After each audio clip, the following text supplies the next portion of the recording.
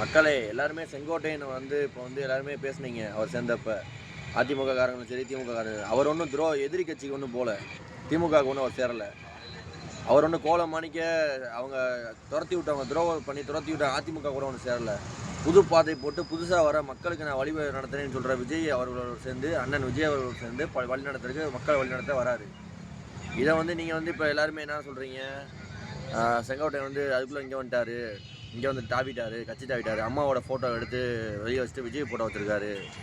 அவர் பிடிச்சிருக்க வச்சுருக்காருங்க. அதுக்கு எங்கள் அண்ணன் என்ன சொல்லியிருக்காரு தெரியுமா, என் ஃபோட்டோ எடுத்துருங்க, அம்மா ஃபோட்டோவையும் வைங்க. இவ்வளோ பெரிய மனசு உள்ளவரை அவன் ஊரில் போய் பாருங்களேன், தெருவில் கட்சி நடத்துனாங்கன்னா சோபாவில் வரும்போது சுற்றி நிற்கிற மன்னராட்சி மாதிரி உட்காந்துக்கிட்டு அவங்க ஃபோட்டோ வச்சுக்கிட்டு அவங்க ஃபோட்டோ பண்ணிகிட்டு இருக்காங்க. நான் தப்பு சொல்லலை, அவங்க கட்சியில் அந்த மாதிரி இருக்குது. அதை நீங்கள் தான் உணரணும்.